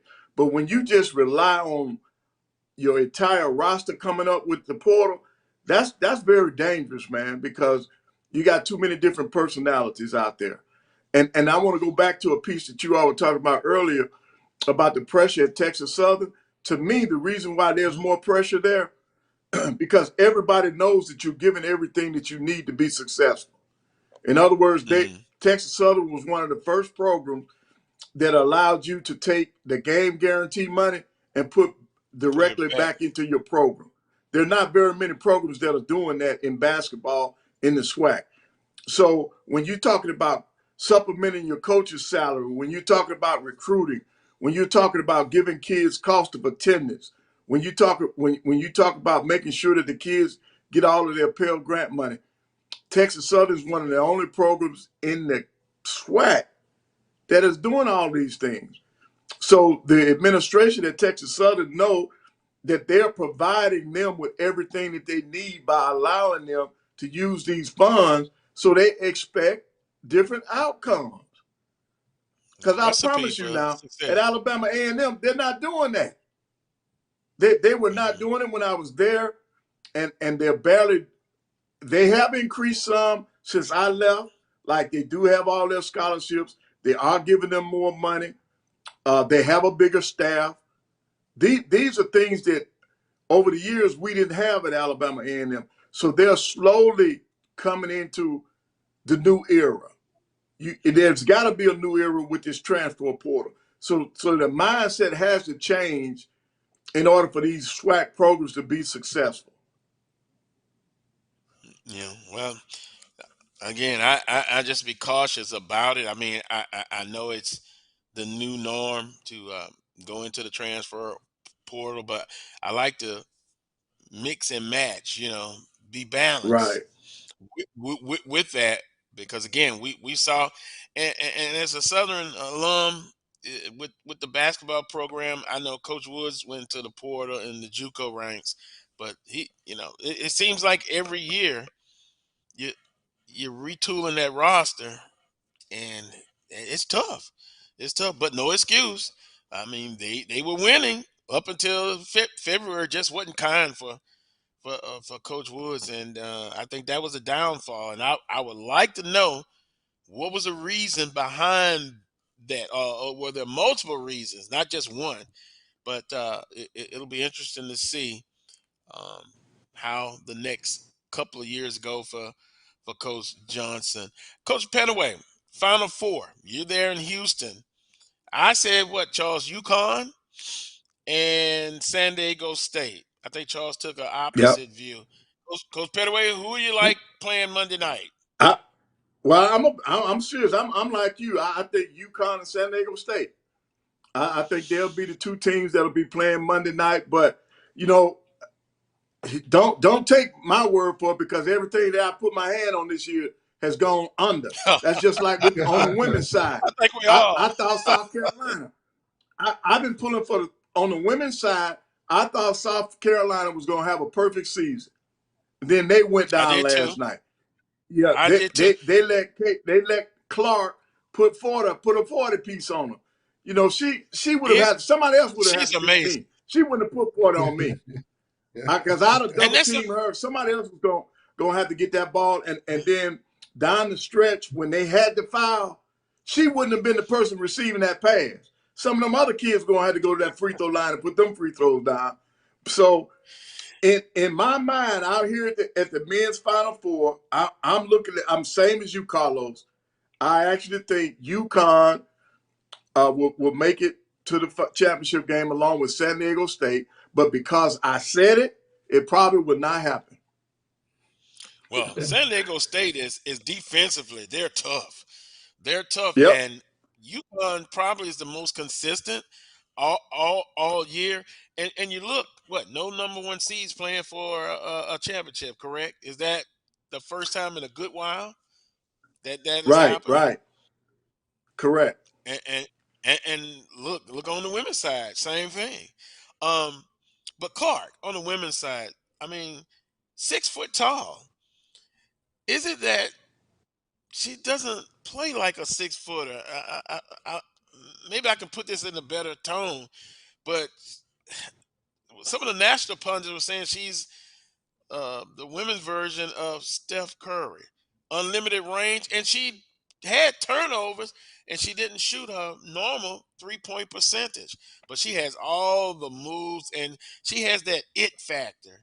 She's a leader. Yep. She's tough, and I'm like you, Coach Pettaway.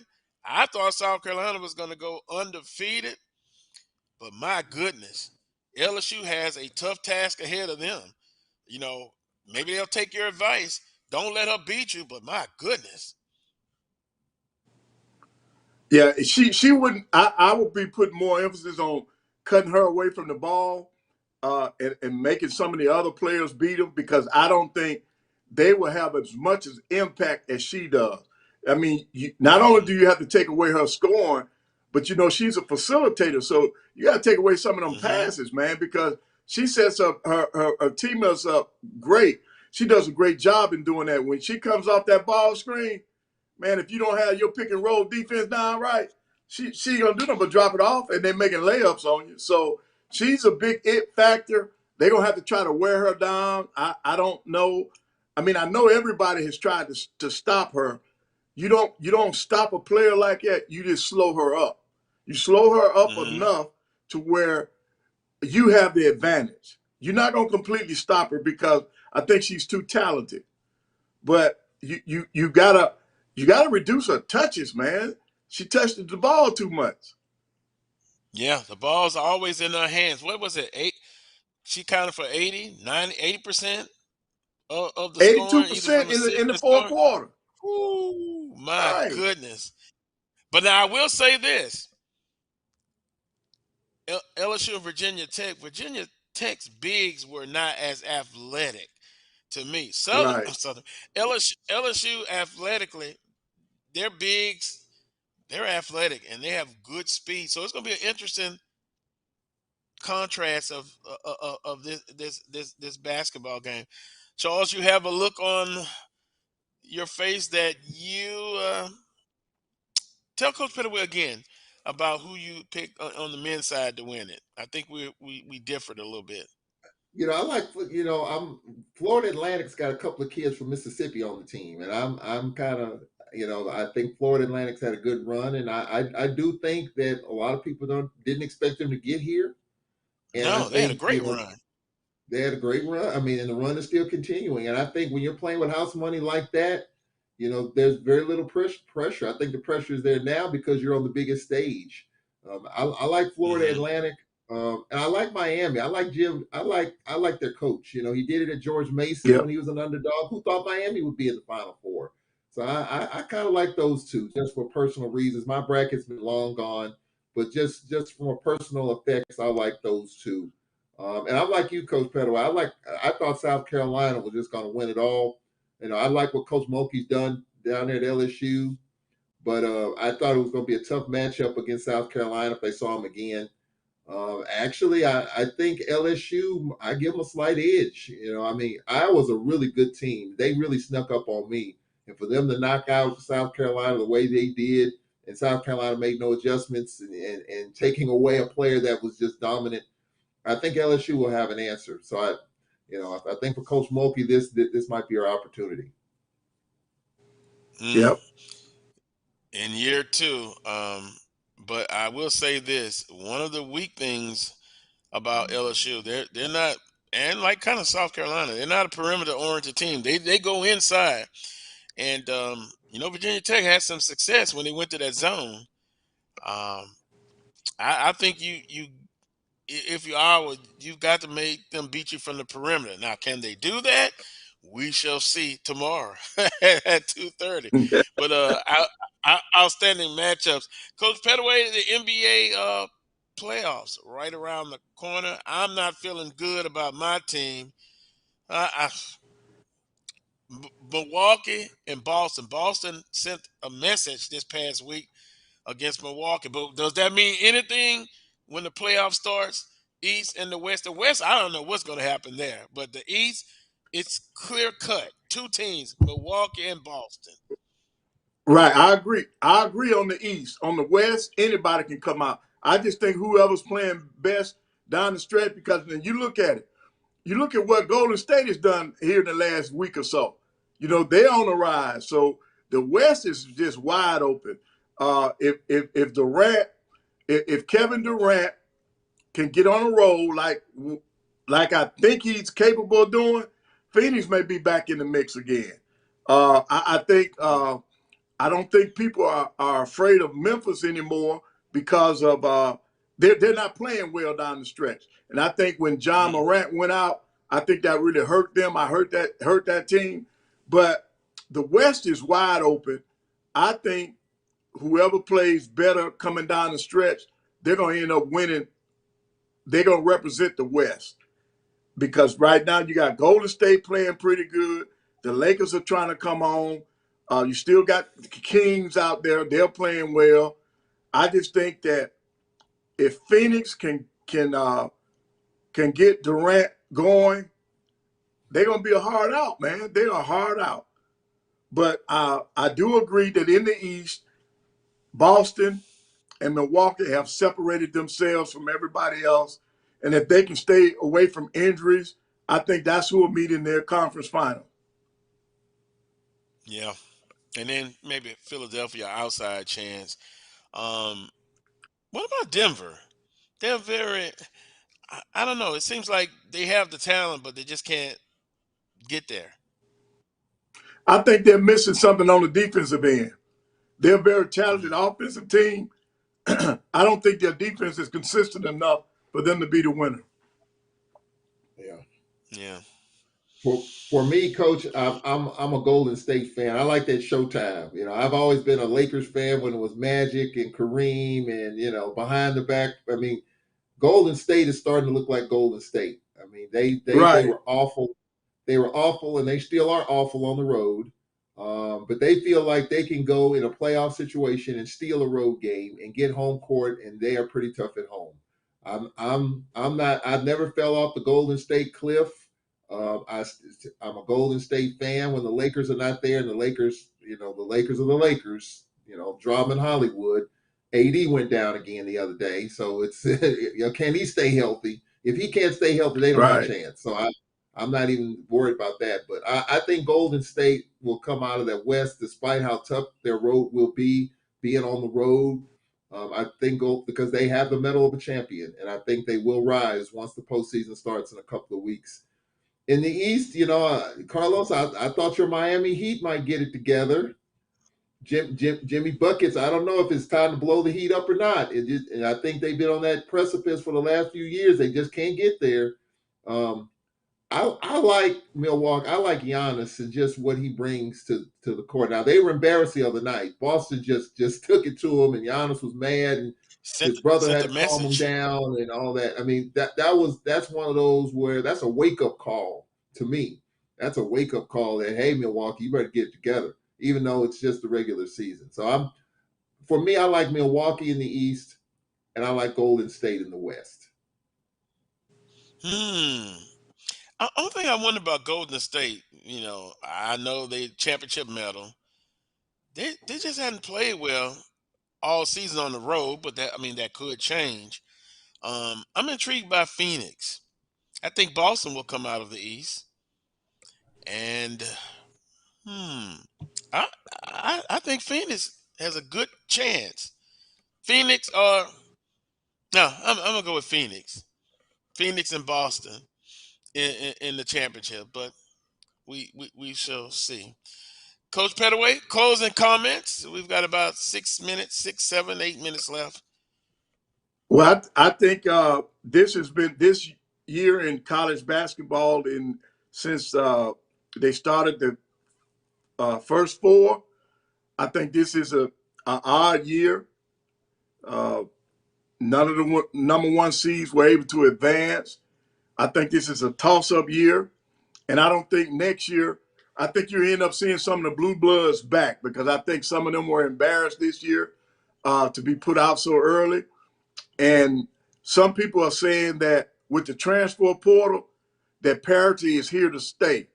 But I'm not sure about that. If you got upperclassmen on your roster, if you got people that have been in your program for 3 or 4 years, like San Diego State and some of these others, then I think you'll see these results where teams who go with the freshmen and to keep them in the program, you're going to see more years like this. There'll be plenty of years where these teams who have experienced players will be able to put out some of the top seeds. So this is very interesting. I'm looking forward to the games later on today, and then we shall see. We will see who's in that final 2 on Monday. Yeah, I think it's going to be excellent basketball, and also even on the women's side. Well, Coach Pettaway, we appreciate you joining us. We'll wrap it up with you next Saturday, and we'll have a champion on both women's and the men's side, and we'll have, I guess, some NBA playoffs, round 1. All Or at righty. least playing. Take care, Coach Okay. Pettaway. All right, guys. Take All care. right. All All right. right, Coach. That was Coach Pettaway joining us on today's show. Charles, don't forget spring football going on a game going on at Alcorn. Southern University, about 2 hours away. They're going to open the gates up. Going to be on the east side. So if you know the west side, that's where the press box is at. But they're going to be seeing everybody, I think, on the east side, from what I've been told.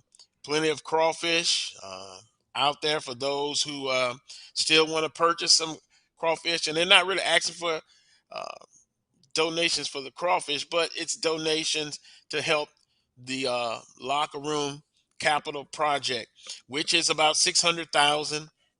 And they're looking to get started right after the spring game. I've heard they've got some good news as far as corporate sponsors wanting to do this project. And look, when this project is completed, their locker rooms will be right at the top. If you've seen Jackson State locker room and some of the projects, this one is on the same value as far as looks and stuff. But you can donate even after today. We'll put the graphic back up next week for you. Um, Call the Southern University Foundation. If you want to make a donation, please do so.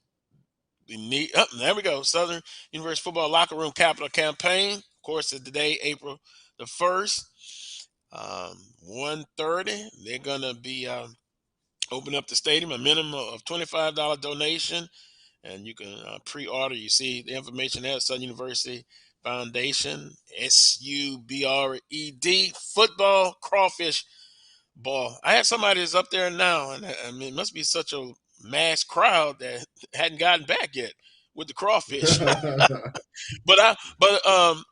in the fixings, I made a donation. I'm looking to make some more donations to help out, and we're gonna have members associated with the project on future shows. We're gonna bring Craig Pierre back. Talk to Coach Dooley after this spring game. Let's see if he'll announce on the show. He probably announced it before then. Who's going to be the quarterback? Charles, we looking at Southern University secondary football. A lot of the kids are back. I mean, they lost a few people, but the bulk of the players on the defensive side and the offensive side are back. Quarterback still, that's going to always get most of the attention. But O-line, you've got some transfers in from Juco, from McNeese, that are looking to solidify the offensive line, defensive line, linebackers. So at the end of the day, who will be the starting quarterback? Because that is the guy that has to run the team. Coach Dooley says, not manage the game, make plays. So you've got Harold Blood, you got Noah Bowden, you've got, I'm just gonna call him Dallin M. Dallin M. Transferred from University of Alabama, Birmingham.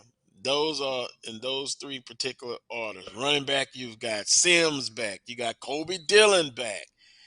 Kendrick Rhymes is back. I mean, receiving core, the whole room is back. The receivers have a chip on their shoulder. They were kind of called out by Coach Dooley, didn't make enough explosive plays. He says they were there, but I will say I'm more confident in the quarterback room. And then Willie Totten, I got a chance to see him this morning. He's working with the quarterbacks, good offensive mind. So Charles, it's there. Spring game, spring training is over, and to the point, scholarships in the pocket. Yeah, Coach Dooley and them, they've got about 4 or 5 that they're going to offer. They're still looking for some defensive linemen, old linemen, looking for some special teams help. And then before you know it, it'll be fall camp, Charles. And then the 2023 season. When SWAC Football Media Day starts in July, and it'll be here before you know it. You know, football season is right around the corner. Yeah, I think football season's almost here. Once you get through the spring, there's a little bit of a delay, and then once you get into the summer will roll by, and the second half, WAC football media day, and then we'll be ready to kick it off. I'm looking forward to it. Looking forward to heading to Southern University, seeing if I can get a parking spot by the stadium. I imagine there'll be a good crowd over there. Well, you see, I'm going through my papers right now. I had wanted to talk a little swag baseball. Now, what did I do with my notes? But well, we'll ad lib. I know what Southern defeated Alcorn last night. Run rule 14-4. Was that the final score? Yeah, 14 to Well, 4. We actually led 3-0 early, but yeah, the yeah. last couple of games we have not been able to add to it. You know, we score a couple of runs, first and second, nobody out, second and third, one out. You got to be able to add to that. Instead of 2 runs, you could have. We easily, instead of leading 3-0, we should have been up 5-0. And if we do that, then you put Southern behind the 8 ball. The last couple of games, you know, we just barely beat Southeast Baptist, a school out of Laurel, Mississippi. You know, Wow. we stranded 9 runners and committed some errors, and we had a chance to put the game away then and didn't. So we have to learn once we get a team down, we're not the type of team that can leave runs out there on the bases. We got to be able to score as many runs as we can. We got a young team. We're still learning, hadn't figured it out yet. But today is another day at 3 o'clock, and we'll be ready to see if we can get a win. There's still hope. You know, this is not the same Southern team, by the way. If you look at the stats, they're near the They've bottom in struggled. pitching. They've struggled. They're near the bottom in pitching. They're near the bottom in hitting. And that's not the same Southern team that I'm used to seeing. I'm used to seeing solid numbers across the board. But this has not been a great year for Coach Crenshaw and the Jaguars. But, you know, as we say, like in SWAC basketball, if you get hot in May, play your best baseball, you're going to find yourself in the postseason and the regional. So we'll see. Well, I kind of looked up this week at the standings. Jackson State disappointing to me. FAMU, are they still undefeated? I mean, well, we'll put it this way: they're tops in the East, but then you got Bethune-Cookman, and then of course Alabama State. Prairie is doing well. Southern last week took 2 or 3, so maybe now that means they're on a small winning streak. But we will see. Gramblin's going to be always tough. Prairie View. I'm gonna give you a nugget, Carlos, and you put in your clip and save file. I saw him 10 days ago. We'll see him again on Tuesday. Don't sleep on Mississippi Valley. They beat Mm-hmm. Jackson State last night, 15-14, 14-13. They scored 17 runs against us. That team's got 2 of the 3 top stolen base guys in the country. Valley's one of the top Mm-hmm. teams in the nation in stolen bases. They can hit for power. Their pitching will left to be desired, but that's a hard, scrappy team led by Coach Milton Barney, who was an assistant at Alcorn, was a player at Grambling when Barrett Ray was there. Don't sleep on Valley. That team's gonna come after you. If you're not ready, they're gonna beat you. Just like they beat Jackson last night, just like they beat us twice. Valley's a team not to be reckoned with. And it's just his first year, so you know the sky's the limit for them. But Valley's gonna be a team that you need to keep an eye on in SWAC baseball. Well, I'll take that nugget and store it in the old memory banks. And then, of course, we can always come back and listen to this show. It's archived. But we'll definitely keep that information and think about it. Well, that's going to do it for today's edition of the Coles Brown Show. I want to thank Roy Evans, producing, doing double duty. And he's a member of the Orange and Green, a FAMU alum. I'm Southern. Charles is Grambling, works at Alcorn State. Dr. Cavill, Charles Bishop, Mike Washington. Oh man, Brian Fulford, all HBCU grads. I want to thank everyone for watching. We will see you next time, 11 a.m. Central Standard Time, right here on the Black College Sports Network. Until next time, as always, peace and God bless.